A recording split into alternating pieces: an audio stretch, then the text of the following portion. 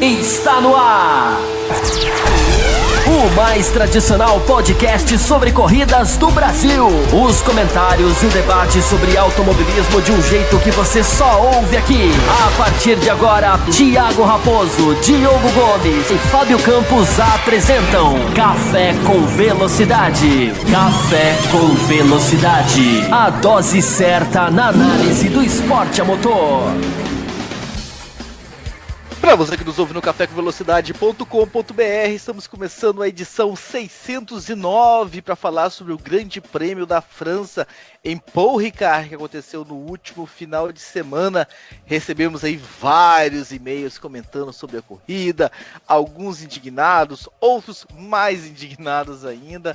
Vamos passar por eles, vamos discutir tudo aqui que aconteceu, de bom e de ruim, nessa etapa, essa última etapa aí que tivemos da Fórmula 1, a Fórmula 1 que entra agora naquela sequência, né, de dobradinha. Final de semana que vem já é Áustria, já estarão lá no Red Bull Ring, então de repente a gente até traz aí uma palhinha do que esperar da próxima etapa. Eu digo de repente, né, porque o programa é vivo, ele vai nascendo e vai criando e vai surgindo no decorrer da gravação. Então pode ser, Fábio Campos, que a gente tenha essa palhinha, pode ser que não, dependendo de como as outras discussões vão acontecer, mas já te chamo para te saudar e saber aí o que tu achou desse Grande Prêmio da França, Fábio Campos, em poucas linhas, antes da gente iniciar o debate, já que a gente tem vários e-mails aqui perguntando e questionando e tudo mais. Foi assim realmente o pior GP que você já assistiu da sua vida? Seja muito bem-vindo. Olá para você, Raposo, olá para o nosso convidado que já você vai apresentar e que pela primeira vez aqui participa da nossa bancada. Tenho certeza que o ouvinte vai gostar muito do que será apresentado aqui, pelo menos em termos de convidado, porque da minha parte eu sinto muito decepcionar o ouvinte, se ele está tão revoltado como você fala. Se foi a pior corrida ou não, a gente discute durante o programa, mas eu gostaria de me opor a quem critica tão veementemente o Grande Prêmio da França, porque o Grande Prêmio da França, o ouvinte tem que ter um pouco mais de consideração, um pouco mais de tranquilidade ao analisá-lo, um pouco mais de leniência, digamos assim, porque o Grande Prêmio da França, ele é fruto de um longo trabalho. O Grande Prêmio da França é fruto de gente que arregaçou as mangas para levar a Fórmula 1 a esse ponto. Ele é fruto do longo trabalho do Sr. Bernie Ecclestone, que quis fazer carros cheios de downforce para 2017, quando passamos o 2016 aqui dizendo que isso não daria certo. E deu para as equipes o poder de dificultar a entrada de concorrentes e deu voz para esses caras. E até a gente vê a declaração que a gente viu o Toto Wolff dar depois da prova, dizendo que, ora, Fórmula 1 não precisa de nenhuma revolução para 2021. Não, precisa apenas otimizar o que está aí.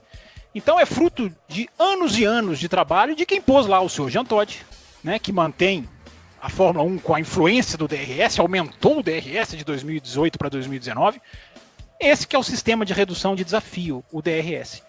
Então, para gente não ser injusto com esses pessoal que arregaçou as mangas e trabalhou duro para a Fórmula 1 chegar nesse ponto, eu digo para o ouvinte, não critique o Grande Prêmio da França. Ele é fruto de muito trabalho. Dê valor ao esforço de quem jogou a Fórmula 1 aonde ela está hoje. O maior campeonato de automobilismo do planeta é hoje um esporte em que vale mais seguir regras do que viver a pulsação de uma pista de corrida.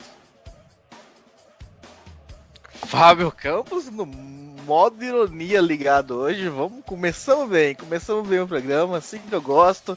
Antes de trazer o nosso convidado, Fábio Campos, eu quero falar que nós temos um programa de apoiadores. Para quem quer conhecer mais, entre no apoia.se/Café com Velocidade. Lá vocês vão conhecer um pouquinho sobre este plano que nos ajuda aí a manter os servidores e fazer a publicidade, e equipamentos e mais algumas coisas.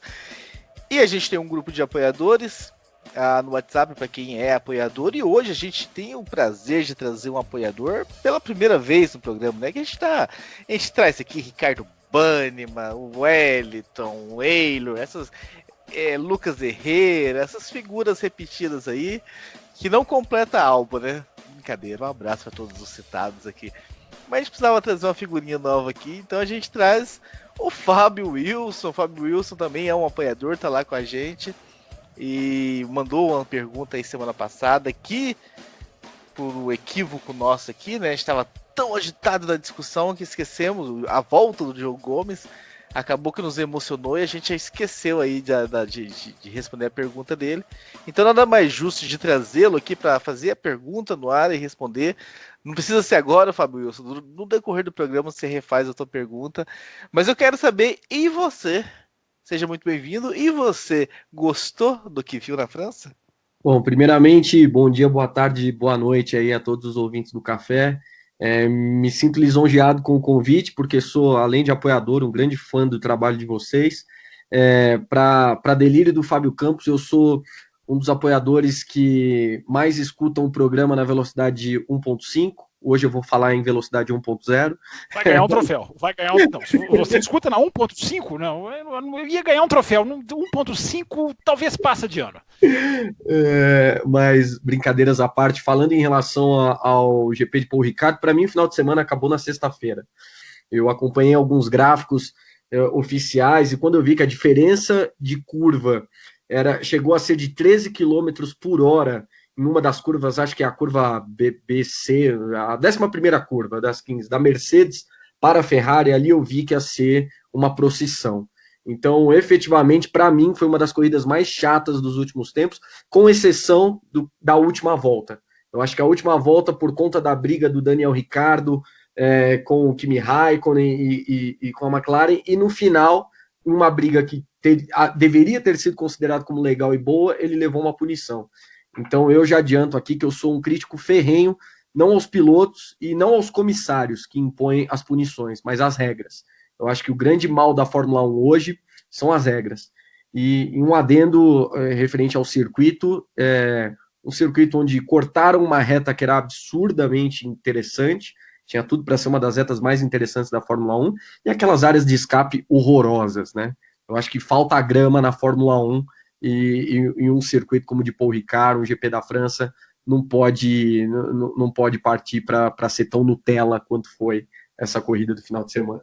Quando tem grama, eles fazem o que fazem. No Canadá, que tinha grama, e olha o que causou. Eu só queria dar os parabéns, chega de ironia, eu só queria dar os parabéns para a transmissão da Fórmula 1 que conseguiu perder a única batalha de verdade, filmando na última volta, ao invés de filmar Ricardo contra Hülkenberg, contra Raikkonen, contra Norris, ficaram filmando o Leclerc e seguir de perto o Bottas. Parabéns para a transmissão da televisão. Você vê que é um conjunto todo de coisas que estão dando muito certo. Por isso que a gente não pode criticar a Fórmula 1, Raposo. As pessoas que nos criticam estão certas. Vocês falaram que tinha acabado o modo irônico, vai tudo bem. Mas sem nenhuma ironia, parabéns pela transmissão, ora, pois. Eu queria trazer uma pergunta aqui para vocês, se vocês me permitem. Por favor, claro. Quando a Liberty Media passou a administrar a Fórmula 1, eu tinha muita expectativa. Muita expectativa. Vocês acham que eles já estão comprovadamente, já demonstraram a incompetência de administração da Fórmula 1? Porque já deu tempo, tudo bem que as grandes mudanças vão ser em 2021, mas até na questão de mídia, como você bem mesmo disse, a transmissão das imagens da Fórmula 1 e perder uma briga como a da última volta para ficar mostrando o Leclerc que comprovadamente não iria chegar no Bottas, não demonstra já um certo amadorismo, uma falta de conhecimento a respeito do esporte em geral por conta da Liberty Media? Olha, foi feio realmente ter perdido. Eu acho que eles trouxeram inovações, né, na questão dos gráficos e tudo mais. Houve ganhos, mas ali realmente no finalzinho é complicado, eu acho, porque vai que o Leclerc consegue fazer alguma coisa. O Leclerc estava 0.8, 0.6 do Bottas. Então, algo que a Fórmula 1 usa pouco, que é muito utilizado na NASCAR, no automobilismo norte-americano, é o dividir a tela, né, que poderia ser muito mais utilizado na Fórmula 1, eu acho. Mas eu não sei se eu pego tanto no pé assim da transmissão como o Fábio Campos, porque era uma briga ali de pódio, o Leclerc colado, tirando a vantagem nos últimos giros e colando no Bottas na parte final, podendo usar o DRS e tudo mais. Então é complicado essa situação, Fábio Campos, no meu ponto de vista. Eu vou responder a pergunta do Fábio sobre a Liberty, mas sobre a transmissão, Raposo, eu percebi, e o ouvinte não tem obrigação, você talvez não tenha percebido, não tem obrigação de perceber. Quem está fazendo a transmissão tem todos os dados para perceber isso. Logo atrás do Lewis Hamilton estavam Raikkonen, Ricardo, Hülkenberg e Norris. Imediatamente atrás do Lewis Hamilton. Ou seja, eles estavam no final da volta. Eles estavam geograficamente à frente de Bottas e Leclerc. Ou seja, a corrida para eles ia acabar antes. Você podia focar na corrida deles e pegar a maior parte da volta dos outros dois. Inclusive o corte de câmera é na hora que eles... o erro é tão crasso que eles cortam quando eles entram na reta. Os quatro, digamos assim, os quatro de trás, de Renault, McLaren e Alfa Romeo. No momento que eles entram na reta, se corta para voltar lá para a curva 3, 4. Ou seja, o Hamilton tinha acabado de dar volta em todos eles, ou seja, a corrida para eles ia acabar ali, antes da corrida acabou.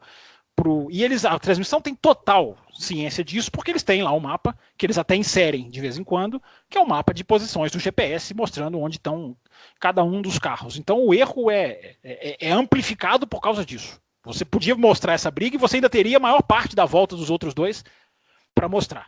Ou fazer o que você falou, de dividir a tela em duas coisas que, por exemplo, aconteceu rapidamente na Fórmula E esse final de semana. Também categoria da FIA, também gerida pela Liberty. Mas a Fórmula 1 tem aquela história de que certas coisas para ela não podem, não dá certo, ela está acima de tudo do bem e do mal. Para responder rapidamente a pergunta do Fábio, que é muito boa, eu não sacrifico a incompetência da Liberty ainda. Fábio, aliás, tem um belo nome esse rapaz. Eles ainda têm o caminho pela frente, eles ainda não estão com a mão na massa, digamos assim, porque eles ainda têm que respeitar os acordos, né, deixar a herança, e eu já usei essa expressão aqui várias vezes, a herança maldita do Sr. Bernie Eccleston, ela é muito maligna, porque ela é um nó que não se desatacha com 3, 4 anos que vai se levar até completar 2021, não a partir de agora, mas a partir da saída do Eccleston. Ele saiu e deixou a gente com 4 anos de bomba para desamarrar, de bomba para desarmar. E esse tipo de bomba que a gente viu em Paul Ricard esse final de semana. Mas a Liberty já fraqueja demais, principalmente ao ter cedido na questão dos motores. Ao não ter sabido negociar com quem está de fora, porque acho que só negociou com quem está dentro. Certamente ouviu vamos sair. Se vocês cortarem o turbo, se vocês cortarem o MGU-H, não o motor turbo, mas enfim, simplificarem o turbo, nós vamos sair. Certamente ouviu isso, porque quem está lá não está interessado no bem comum. É a declaração do Sr. Toto Wolff que eu falei na abertura e que eu repito. Não tem que mudar muita coisa para 2021. Ora, claro que não. Que continue assim. Para eles está tudo ótimo. Para a maioria dos que estão lá está tudo uma beleza. A Fórmula 1 teve a chance esse final de semana, aí só um parênteses, não é Liberty, é a FIA, teve a chance esse final de semana de corrigir a pataquada do Canadá. Teve a chance, podia ter corrigido, ouviu a Ferrari levou documentos, entrou lá na sala durante o FP2, enfim, um poucos minutos antes. Eles tinham a chance de pôr a mão na consciência e pensar: que mensagem nós passamos do Canadá? Que foi a pior mensagem possível. Mas nem aí, nem assim, nem com o tempo de cabeça fria, que eles poderiam lá, realmente julgamos ali na hora, erramos. Não, nem com todas as semanas para refletir, eles mudaram, eles mantiveram que a Fórmula 1 é isso, e a gente vai discutir o lance da última volta depois. Fecha parênteses, voltando para a Liberty. Já começaram a ceder, já deram voz a quem não tem que dar, eu já passo a não ser otimista, eu já passo a não usar a mesma frase que eu usei quando eles entraram, que é: a Liberty é a salvação da Fórmula 1. Eu já não uso mais essa frase, porque eu já não sei até onde esses caras vão fazer o que tem que ser feito. Eles têm, para encerrar a resposta, eles estão com um prato cheio na frente deles, porque não é possível que eles não estão vendo a situação medonha que a Fórmula 1 se encontra. Não é possível. Está acontecendo na hora certa. Nós já falamos isso aqui. Eu e o Raposo até já esbarramos nesse assunto em outros cafés. Talvez a única coisa positiva desse 2019, de se jogar na lata de lixo, é que ele talvez esteja acontecendo na hora certa para acender a luz de quem tem que acender. Uma pergunta. O poder de veto da Ferrari ainda é válido para o regulamento de 2021? E o quão isso pode ser impactante para as não mudanças que nós todos gostaríamos de ver? De 2021 para sempre não tem nada para frente, não tem nada escrito, né? A única coisa que tem de certo é: o que existe hoje acaba no final de 2020. E até lá vai o veto da Ferrari, ou seja, não há nenhuma indicação de de que ele vai continuar e nem de que ele vai sair. Mas, enfim, não existe nada escrito de 2021 para frente. Mas até lá ela tem o poder de veto. Agora, essa é uma das coisas que já insinuaram que vão tirar. Inclusive, eu defendo de que a ausência das ordens de equipe nas transmissões da Ferrari é até uma maneira de seduzir a Ferrari, no sentido de, olha, vamos sendo bonzinho com você, varrendo para debaixo do tapete as suas falcatruas esportivas, para que você veja como nós somos bonzinhos com você. Eu acho que tudo é um jogo de interesse e quem dança é quem está assistindo. Mas de 2021 para sempre, toda hora eu falo para sempre, eu tô querendo dizer para frente. A minha expectativa é de que isso caia, Fábio. Não é possível que isso vá se manter, nem a Liberty quer que se mantenha. Agora, terão força para tirar? Essa é a pergunta. Com o atraso da divulgação das novas regras para 21, vocês não acreditam que já é um sinal de enfraquecimento da Liberty frente aos interesses das grandes montadoras? Quer responder essa primeiro, Raposo? Senão você fica muito caladinho aí. Eu acho que sim. Tá claro aí que a cada reunião que acontece é uma coisa que é cedida, é isso que ia mudar e que não vai mais mudar, é isso que ia acontecer e que não vai mais acontecer.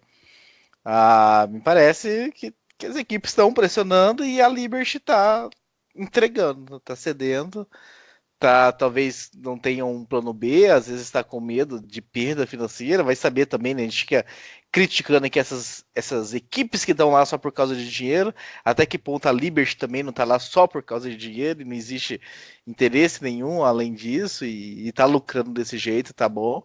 Talvez não vislumbrando... Na verdade, ela está perdendo dinheiro, né, Raposo? Depois que ela comprou a Fórmula 1, as ações da Fórmula 1 na bolsa, e isso para eles, para nós não temos nem que discutir isso aqui, mas para eles isso importa, despencaram desde 2017 para cá. Mas voltando à questão, eu acho que sim, estão perdendo força, porque a ideia inicial que foi apresentada, acho que há cerca de um ano atrás, já é bem diferente do que foi apresentada, né? A ideia original já está totalmente mutilada.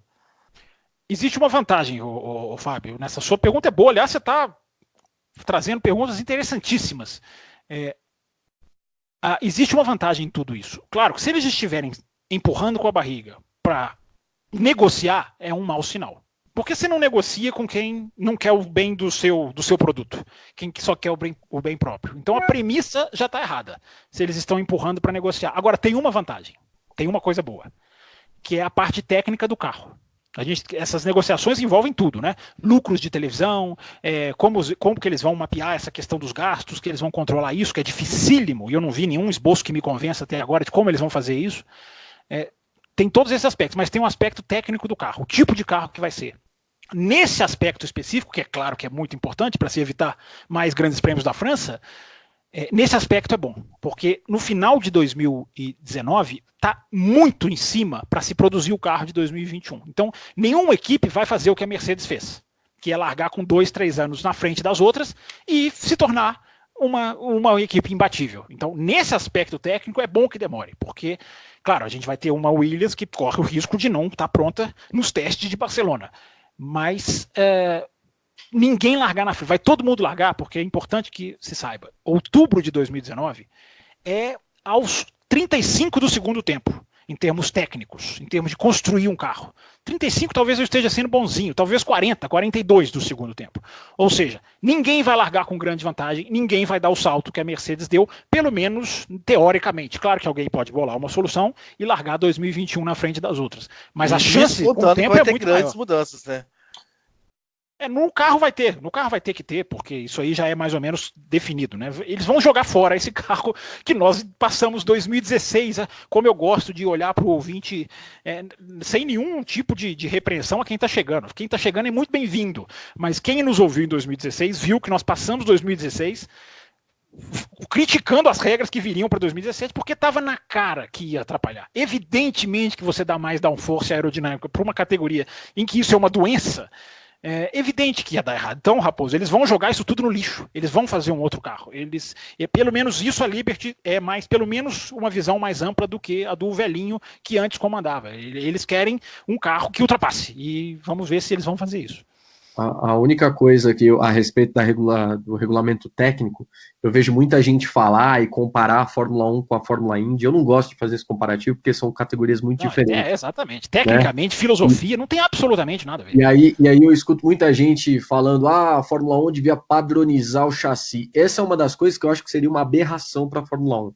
Eu acho que se deve haver algum tipo de padronização, são em peças internas ou componentes como a transmissão, a suspensão, mas o chassi deve ter as equipes devem ter livre arbítrio para montar o chassi da forma como queiram, e o desenvolvimento do motor devia ser também de forma mais livre, eu acredito, claro, com a retirada de algumas peças de alguns componentes que tornam a construção de uma nova unidade de potência tão cara quanto é hoje. Mas padronização de chassi, como eu vejo muitas discussões em grupos que a gente participa, eu sou absolutamente contra. Eu já fui mais contra, tá? Eu não acho que fazer o mesmo chassi vai... Eu nem defendo essa ideia, porque não vai chegar a esse ponto. Fazer o mesmo chassi não vai chegar a esse ponto, eu acho que nunca. Mas você pegar uma asa dianteira e falar, aqui tem que ser assim, você pegar esses... Porque fizeram isso mais ou menos em 2019, e olha o que virou os bargeboards, né? Essas aletas laterais aqui na parte do meio do carro. Virou uma... Todas as aletas foram simplesmente transferidas da frente para o meio do carro. Então você também chegar nessa parte, também limpar, eu sou a favor. Agora, o que você pode comparar, e é engraçado, porque tem gente que já virou para mim e falou assim, não, a Fórmula Indy, se você quer isso, vai assistir Fórmula Indy, como se uma categoria substituísse a outra, não tem absolutamente nada a ver, são universos diferentes. Se tem um universo que é semelhante ao da Fórmula 1, embora ainda perca em termos de dinheiro, mídia, volume, mas ganha no que é mais importante, que é a corrida, é a MotoGP, que também está envolvida com as maiores marcas do mundo, também gira milhões em desenvolvimento, também roda o planeta em 20 corridas por ano, é o termo de comparação. E é ali, para mim, que a Fórmula 1 tem que olhar. Fazer o que a MotoGP fez, que pegou uma Suzuki e transformou, deu a chance da Suzuki transformar numa motinha de fim de grid para uma vencedora de corrida em 2019, dando a ela facilidades, sim. Não tem problema você dar facilidade de teste, de motores, de giros para quem está atrás, e aí você vai retirando à medida que vai evoluindo. Na MotoGP dá certíssimo, só que na MotoGP existe uma grande diferença, que é a diferença de mentalidade. As empresas que estão na MotoGP sabem que o bem da MotoGP é o bem delas. As empresas que estão na Fórmula 1 querem que a Fórmula 1 se dane, desde que o dinheiro esteja entrando na conta. E o ponto principal, eu acredito, para que isso se torne uma realidade é o limite orçamentário, né? O teto orçamentário, e que a gente já viu que muito provavelmente não vai ser como deveria ser. Ele vai ser, de alguma maneira, ele vai entrar, né? Já falou em 150, passou para 175. Para mim, o pior é como eles vão mapear isso. Como que eles vão monitorar empresas que têm escritórios em todo o planeta e vão ter certeza de que ninguém está ali trabalhando 24 horas por dia ou com mais recurso. Enfim, esse é um assunto para a gente fazer um programa só para ele. A questão do orçamento. Já fizemos, inclusive, no passado, mas podemos refazer. Não, de orçamento nós nunca fizemos nós fizemos de 2021, mas nós fizemos de orçamento, não estou me lembrando. Já discutimos isso. Foi antes de eu entrar no café, então? Não, tem uns 5, 6 anos. 5, 6 anos eu já estava aqui, eu devia ser ainda um júnior no café, então. Vou trazer aqui alguns depoimentos que nós recebemos no e-mail sobre a prova. Estou ansioso para ouvi-los, vamos lá. O Diego Santos diz o seguinte: boa noite, amigos do café. GP da França de 2019, acho que falar de Fórmula 1 este ano está ficando repetitivo. Vamos falar de outra coisa?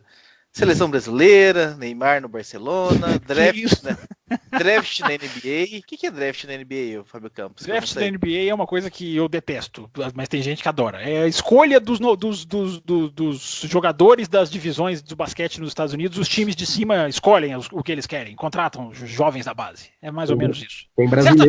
Certamente algum ouvinte que é mais especialista do que eu em esportes americanos, é porque eu só gosto de basquete. Certamente algum ouvinte vai me corrigir, mas é mais ou menos isso. Continuando o e-mail dele, né? Durante a corrida, 3 amigos meus que acompanham a Fórmula 1 esporadicamente me falaram que a Fórmula 1 está chata este ano, que mesmo gostando do Hamilton, não aguentavam mais vê-lo ganhando sem disputa. E a pergunta que deixo aqui é: o quanto este ano de 2019 vai fazer mal à audiência da Fórmula 1? Depois de 3 bons anos, na minha opinião, 16, 17 e 18, acredito que 19 e 20 podem ter quedas significativas na audiência. Como a Liberty vai lidar com isso, Fábio Campos? Ela vai fazer o que ela fez de 2018 até o começo de 2019. Ela vai mudar a medição de audiência. Ela vai passar, ao invés de contabilizar como audiência alguém que assiste ao mínimo 15 minutos, que é o que sempre foi feito de 2010 até 2018, e que você vê, coloquei lá no meu Twitter, inclusive no começo desse ano, @campusfb, para quem quiser seguir, tá lá o gráfico. Tá lá fontes, entrevistas da Forbes, que é uma autoridade em questões de monitoramento financeiro, enfim. Tá lá caindo de 2010 até 2018, mas não levanta um ano, só cai. Aí o que a Liberty fez? Pegou, passou a contabilizar, ao invés de quem assiste 15 minutos, quem assiste 3. Assistiu 3 minutos de Fórmula 1, a Liberty passou a contar como audiência. Aí o que aconteceu? A audiência subiu, enganou um monte de bobo, enganou muita gente boba, mas quem foi atrás, quem viu essa mudança, inclusive eu coloquei lá um link de uma entrevista de uma autoridade até do Comitê Olímpico Internacional, dizendo que aí é um absurdo você comparar maçãs com laranjas, na expressão em inglês. É isso que ela vai fazer, ela vai mudar a medição, ela vai dar dribles nos números corretos para que as pessoas sejam... Isso é a cara da Fórmula 1, né? Maquiar o problema e transformar em algo bonito, em algo, olha, veja como não é tão ruim como falam os críticos. É isso que ela vai fazer. O Vinícius Queiroz mandou o seguinte, abre aspas, era feriado religioso em Paul Ricard? Porque a procissão nós tivemos. Você viu que os ouvintes, eles estão mais irônicos do que eu, rapaz. Você me chamou de irônico, o nível de ironia tá interessante, mas por favor, continue. Pergunta, a Ferrari realmente esperou a última volta para buscar o ponto da volta mais rápida para não deixar a Mercedes responder? Na verdade, Vinícius, é para não deixar o Verstappen responder, né? Porque se o Vettel para com 2 voltas para o fim da corrida, o Verstappen também teria uma vantagem suficiente para parar no pit e voltar à frente do Vettel e também tentar a volta mais rápida. Inclusive o Vettel explica isso depois da prova, em entrevista. Então, para evitar que o Verstappen fizesse a mesma coisa, que eles deixam para a última volta. Porque se o Verstappen que está à frente para, o Vettel não para e ganha a posição do Verstappen. E o curioso... Por favor, continue, por favor. Não, só falando que essa foi a lógica da escolha. E o grande, para a gente começar a falar, não citamos o nome da Mercedes ainda, mas vamos citar. O Vettel faz tudo isso que o Raposo explicou e faz uma volta 2 centésimos de segundo mais rápida do que o Hamilton, que fez também no final com um pneu duro, desgastado a corrida inteira. O Vettel para no box, põe um pneu de classificação e faz uma volta 2 centésimos mais rápida. Isso dá a medida do tamanho da diferença que a Mercedes tem para o resto do pelotão. E para mim é claro que a Mercedes não precisava dessa volta mais rápida, por isso, inclusive, teve uma conversa de rádio em que a Mercedes pediu para o Hamilton não tentar a volta mais rápida. E né? que ele deu dane-se, né? Ele tentou da mesma maneira. Ele falou, não, eu não vou baixar a guarda e vou tentar da mesma maneira. O que eu acho a atitude dele muito legal, mas mostra realmente a superioridade da Mercedes em relação à própria Ferrari. Então, é absurdo que o Hamilton de pneu usado consiga fazer uma volta praticamente que seja a melhor da corrida, não fosse pela última volta do Vettel. Então, de novo, eu sou super fã do Hamilton, acho que ele não é o culpado de nada, torço para que ele bata todos os recordes de todos os pilotos, mas tá ficando chato ver o Hamilton ganhar. A pergunta que fica, né, o quanto é que existe de Mercedes ainda? Porque ficou claro que estão economizando, que a Mercedes não estava, o Hamilton não estava colocando ali tudo que tinha, que a hora que ele resolve tentar fazer a melhor volta, ele coloca tudo, se é que colocou tudo ainda que tinha, né, de potencial do carro no finalzinho.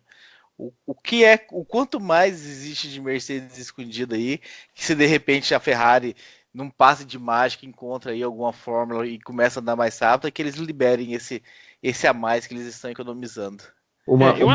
Oi, pode falar, Fábio. Pode concluir.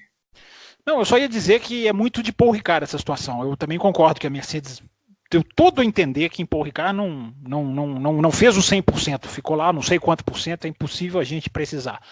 Agora, eu já acho que isso é muito por causa da pista, né? E a Mercedes nunca perdeu uma sessão, nunca deixou de liderar uma sessão em Manicours. Paul Ricard, perdão, nos 2 anos que a gente teve. Né? Cada final de semana de Fórmula 1 tem 5 sessões. Tem gente que diz que são 7, porque tem gente que até coloca na conta Q1 e Q2 como sessões diferenciadas. Eu até tendo a concordar. Mas se pensando em 5 sessões, os 3 treinos, o qualifying e a corrida, A Mercedes liderou todos os 10 nesses 2 anos em que a corrida voltou para Paul Ricard. Mas eu acho que isso é muito da pista. Como eu sou um otimista, o ouvinte sabe que eu sou um otimista inveterado, eu acho que na Áustria a Ferrari vem mais forte, porque aí é uma pista muito mais adaptável à condição da Ferrari, que é um carro de reta. Né? Já deu para perceber que isso aí antes era uma especulação, um achismo, agora já virou uma coisa absolutamente escancarada. A grande vantagem da Ferrari são retas. E como a Áustria tem muita reta, eu acho que a história vai ser... Acho que a Mercedes é favorita. Eu não consigo apontar uma pista em que a Mercedes não seja favorita esse ano. Talvez Monza, não sei. Mas eu não estou dizendo que não sejam favoritos na Áustria, mas que eu acho que a Ferrari vai vir com chance de vitória na Áustria. Eu posso estar errado e tudo indica que eu devo estar, mas eu acho que, pelo menos nas características, a Ferrari pode mostrar alguma coisa no final de semana que vem. Eu acho que pode ter uma reta de 4 km, enquanto a Mercedes for pelo menos 13 km mais rápido na saída de curva, a Mercedes vai ser favorita para mim. Porque tem pouca curva. A gente discutiu isso aqui semana passada, né, Raposo? O Raposo até colocou esse argumento. Tem pouca curva na Áustria. Então talvez o tempo, porque eles medem tudo, né? O tempo que você perde, o tempo que você ganha numa reta longa contra o tempo que vai do tamanho de cada curva, porque aí você perde o tempo de acordo com a duração de cada curva, enfim. Eles têm essa matemática toda em computadores, eu sem nenhum computador, apenas com a minha cabeça, que erra muito mais do que acerta. Eu vejo, se a Mercedes ganhar, acho até que deve, mas eu vejo a Ferrari ali nos calcanhares. Eu não vejo essa porque tem pouca curva na Áustria e tem muita curva bem, bem lenta, né? Então isso pode ajudar. E os donos da casa? Os donos da casa ganharam ano passado, né? Olha a diferença de 2018 para 2019. O ano passado, nessa época, a gente já tinha 5 vencedores, se eu não estou enganado. Não, 4. O Bottas não ganhou o ano passado, né? Então, se eu não estou enganado, a gente 4 vencedores neste momento do ano passado. Esse ano nós temos 2 e sem nenhuma perspectiva de Red Bull, que é o que você está perguntando, Raposo. Nenhuma, porque estão muito longe. O que deu a vitória para eles no ano passado foi aquele desgaste de pneus que o Hamilton, mesmo tendo sido o último a parar, foi o primeiro a ter que voltar. Tamanha era a degradação do seu pneu. Quem sabe? Vamos ver se isso aí coloca... Só que o pneu esse ano é muito mais favorável à Mercedes, né? Essa mudança da camada mais fina do pneu, a Mercedes nada de braçada, então é muito, muito difícil que esse tipo de problema aconteça de novo. E aí uma consideração que eu tenho, uma opinião minha a respeito da Red Bull e depois uma pergunta para vocês a respeito dos pneus. Para mim a Red Bull está ficando muito mais próximo, e eu ouvi esse comentário ontem, eu não lembro de quem, mas a Red Bull está voltando a ser muito mais próxima de uma McLaren, por exemplo, ainda que exista uma distância muito grande, do que se aproximando da Mercedes. E isso eu acho que é um outro problema, né? E a respeito dos pneus, uma pergunta. A Ferrari trouxe uma série de atualizações aí para o GP de Paul Ricard. Algumas que inclusive foram testadas no primeiro treino livre e depois nem foram utilizadas. O quão isso tem a ver com o fato da Mercedes conseguir ter um carro praticamente imbatível, e o quão isso tem a ver com a incapacidade da Ferrari de conseguir ajustar o carro em cima desses pneus que eles tanto falam que a Mercedes foi favorecida pela Pirelli. E se esse favorecimento, na opinião de vocês, realmente existe? Não sei se existe favorecimento, né? A Pirelli, favorecimento no sentido de, olha, vamos fazer um pneu para beneficiar a Mercedes, é muita burrice quererem favorecer justamente a equipe que está tirando a graça da imprevisibilidade da coisa. Agora, quando testaram esses pneus, a Pirelli tem toda a condição de ver quem se deu melhor, quem se deu pior. O carro foi construído em cima dos pneus e a Mercedes também, diga-se, né, ganhou o ano passado com o pneu que eles querem fazer voltar. Eles querem que volte o pneu do ano passado. Quem foi o campeão ano passado? De longa distância? A Mercedes. Então, colocar isso só na conta do pneu, eu acho que o pneu é um fator. Sim, a Mercedes claramente se deu melhor com esse pneu.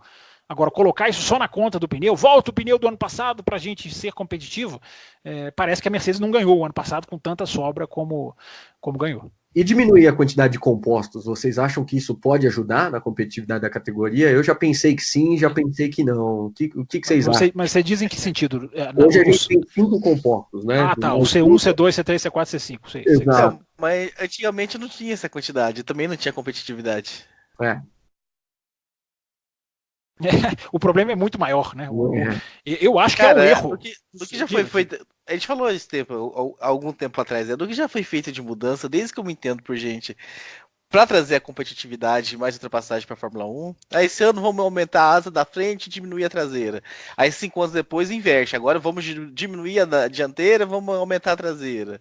Agora vamos colocar o pneu raiado. Agora volta pro slick. Agora isso, agora aquilo. A cada 5 anos lança-se uma moda para aumentar a ultrapassagem da Fórmula 1. Se você não fizer um carro que ultrapassa, não adianta você ficar só jogando no antídoto, porque você tem que fazer antes de tudo um carro que ultrapasse e pior, você tem que ter um pelotão próximo. Não adianta nada se fazer um carro que segue o outro, se o outro carro vai abrir 3 segundos de você, que é o que acontece, né? Os da frente, a Ferrari abre da Red Bull, a Red Bull abre da Renault, a Renault, tudo bem, assim, confia ali com a mas é assim, a competitividade começa lá na 10ª posição, se é que começa. Então, a questão é o conceito, não é o pneu que vai salvar. Agora, há um erro que eu acho que desses de 2019 que eu ponho sim na conta da Pirelli. Ela não tem que fazer um pneu pensando em qual equipe vai se dar melhor. Ela tem que fazer um pneu que proporcione uma variedade de estratégias que sejam todas elas competitivas. Não adianta você fazer, é o que está acontecendo hoje, mas e o que aconteceu na maioria dos anos, né? Você tem um caminho. Se você não seguir esse caminho, você não tem chance. Não, ela tem que fazer um pneu que o cara possa largar com o vermelho e trocar pro amarelo e ter alguma chance. Ela tem que, o cara pode largar com o branco e trocar, de repente, fazer 2 paradas. Ela tem que aumentar a variedade de utilização do pneu. Hoje ele está tá todo mundo falando, né? É uma janela muito narrow, né? Como se diz em inglês, é muito estreita a janela de funcionamento do pneu. Aí uma equipe acha, as outras não acham. Aí você dá muito mais chance para isso. Se você aumentar a janela de funcionamento do pneu, em temperatura, ele funciona bem assim, funciona bem com essa temperatura, funciona bem com esse tipo de carro, com esse tipo de suspensão, você aumenta a competitividade no pelotão. Nisso eu acho que a Pirelli errou muito feio em 2019. E diminuir a previsibilidade, né? Então, um acerto que eu vejo, a gente está falando muito dos erros, né? Mas um pequeno acerto, que eu não sei o quanto isso vai trazer de resultado, mas é o fim dos cobertores para o aquecimento dos pneus. Eu acho que os pilotos e as equipes vão ter que trabalhar de forma talvez um pouquinho mais forte para encontrar a temperatura ideal em pista de aquecimento, em volta de classificação e etc. Apesar, esse ano já diminuíram a temperatura, né? Diminuíram nos traseiros. E já deu o que falar, né?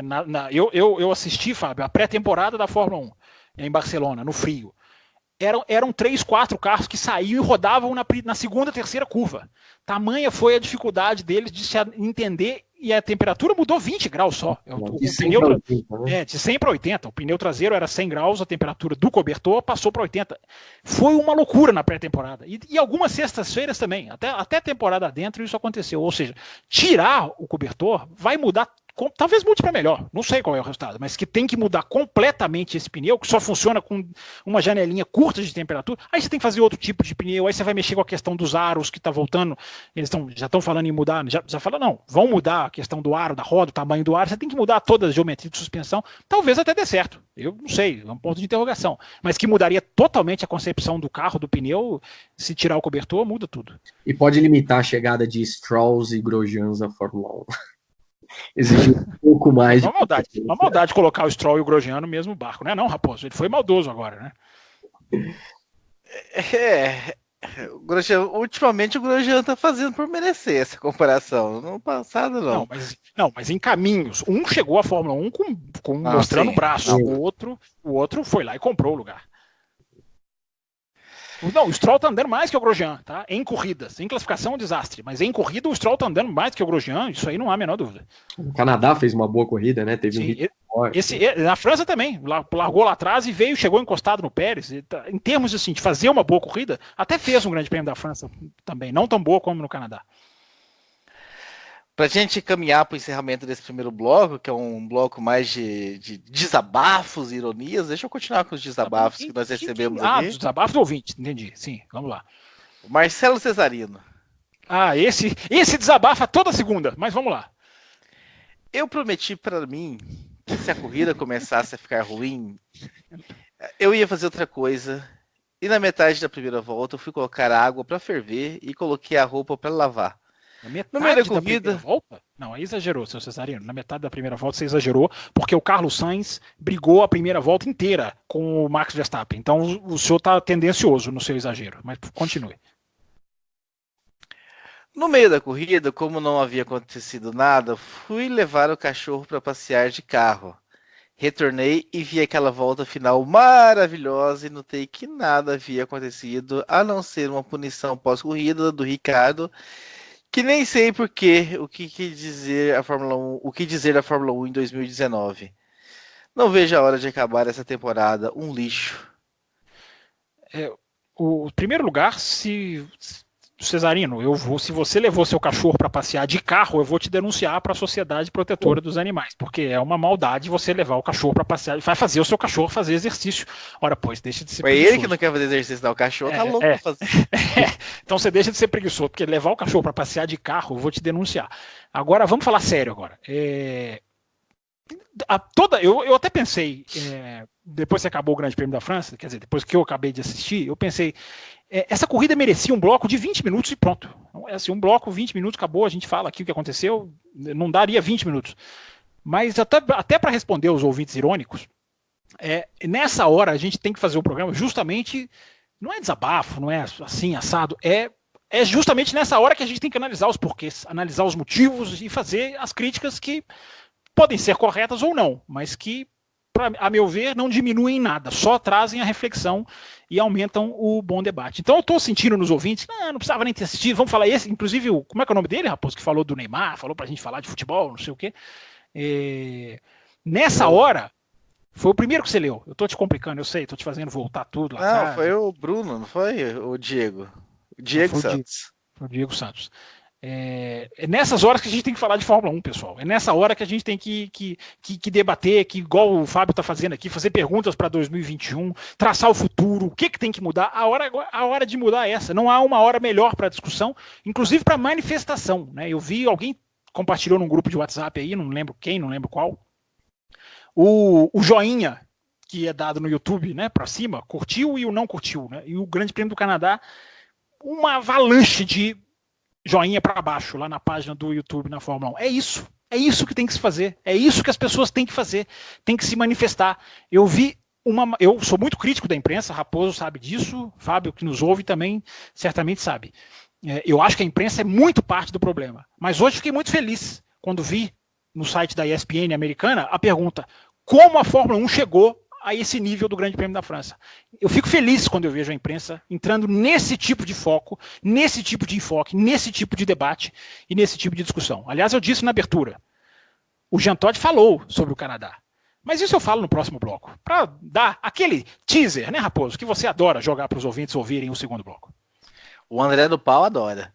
O André do Pau fica maluco comigo, ele descabela, mas falarei no segundo bloco. Jailson Fernandes, abre aspas, o GP da França foi uma das piores corridas dos últimos tempos da categoria. Uma fila indiana, com alterações de posições na largada e paradas para trocas de pneus, salvo alguns eventuais passagens com DRS. E para fechar com chave de ouro de tolo, tivemos a punição no único momento de puro automobilismo da prova. Vai ser falada no segundo bloco, eu acredito também, né? Como você é um mestre no teaser. Com certeza.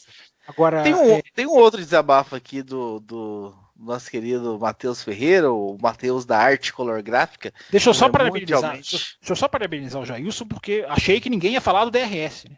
E porque, não é, Fábio? Há uma ultrapassagem do Vettel sobre o Norris, é a primeira da corrida, se eu não estou enganado, que é uma coisa absurda. É um absurdo. Assim, ó. O Vettel devia estar a uns 8 carros de distância do Norris, e a ultrapassagem, inclusive, é filmada do helicóptero. Essa eles pegaram, essa eles não perderam. É um absurdo. Eu achei que ninguém fosse falar do DRS, porque esse é um outro medo meu, né? De que muita gente passe a contabilizar corridas de DRS como corridas boas. Foi o que aconteceu um pouquinho no Bahrein esse ano. Mas, enfim, isso é pra gente refletir. Você sabe que a respeito do DRS, eu não sou um crítico tão ferrenho quanto o Fábio. Você aceita ele mais. O que eu acredito é que você dá o poder do boost somente para quem tá atacando é como você tirar o goleiro num jogo de futebol. Sem dúvida. Então, é pênalti, no pênalti. Você tira no pênalti o goleiro. Você desce o DRS para defender, ou o que a gente já falou aqui, eu, Raposo, já falamos aqui, você ajusta o DRS, você limita, você dá um tempo, ou você dá uma abertura de asa para cada situação. Na França, nós falamos aqui o ano passado, é uma coisa tão assintosa, mas os caras não mexem, parece que eles não estão vendo, são tão inocentes, eles, coitados. Exato. E um dos grandes erros, eu acho, que aconteceu, apesar de ser a favor dos dispositivos que ajudem a ultrapassagem, foi o aumento do DRS para esse ano. Porque as ultrapassagens que já eram covardes com o DRS se tornaram, como você disse aí, absurdas esse ano. Então eu não revejo o meu ponto, eu sou a favor, mas eu acredito que ele está implantado de forma incorreta. Acho que esse é o grande ponto. Eu gravei um Café Expresso antes da temporada começar, Fábio, que o título era justamente esse: a regra que pode anular todas as outras, a regra ruim que pode anular as boas regras. É o que tem acontecido. E era justamente se referindo a isso. Mudaram o carro todo, mas ampliaram o DRS. Ou seja, né, fica para quem quiser refletir, para quem quiser discutir. Raposo, você estava no meio da leitura, eu acho que não, você ia começar a ler do rapaz da arte, como é que chama? A gente sempre fala. Matheus da Arte. Matheus da Arte Color Gráfica. Pronto. Ele abusou tanto da ironia que eu não entendi a mensagem dele, mas eu vou Os ouvintes combinaram? Será que eles combinaram? Eu não vi nenhum, não tinha visto nenhum e-mail. Se eu soubesse, eu tinha sido irônico. Eu não fui irônico nesse bloco. Não. Talvez vocês possam me entender, me ajudar a entender a ironia dele. Vamos lá. Abre aspas. Que sensacional essa corrida em Mônaco. Quem diria que a McLaren venceria com seu piloto Juan Carlos Rivera? O espanhol teve sua primeira vitória na Fórmula 1 de maneira brilhante. Alonso deve estar dando pulos de raiva. Entendedores entenderão. E eu entendi. Eu confesso, Fábio, por favor, que eu confesso que eu não entendi absolutamente nem quem é Juan Carlos Rivera. Perdoe, amigo. Também não sei. Eu passo. Como o Matheus da Arte Color Gráfica é um ciclista de competição, será que tem a ver com competição de ciclismo? Matheus, desculpa a nossa ignorância. Somos ignorantes mesmo. Passamos o final de semana só assistindo corrida, passamos a semana só pensando em corrida, não paramos para ler um livro. Você desculpa a nossa ignorância, tá? Aguardo o seu e-mail na semana que vem, elogiando o Grande Prêmio da Áustria, que eu tenho certeza que vai ser de elogios, e aí explicando para nós quem é. Quem é este senhor. E eu não entendi a comparação com o Mônaco. Eu achei, quando ele começou, eu achei que ele fosse falar assim, não, para Mônaco foi uma ótima corrida. Eu achei que ia ser por aí. Mas eu confesso que eu me perdi na ironia dele. Para quem é burro é assim, Matheus. Você desculpa, tá? Nossa ignorância. Eu até queria que você enrolasse mais aí, que eu tô dando uma Google. Você quer um tempo para dar um Google e procurar quem é Cara, eu acho que deveria encerrar o bloco. Eu acho que você deveria encerrar o bloco. Seria perfeito. Vamos lá, vamos encerrar, porque, Matheus, tá devendo que entendedores não tem por aqui, né? Ficou claro isso. Aí ele fala assim, sobre o GP da França, ele manda as carinhas de sono, uma procissão, quando alguma atitude vai ser tomada, pergunta ele. Além da procissão, que absurda a punição do Ricardo. Então, com essa deixa de próximo bloco, nós encerramos o primeiro bloco.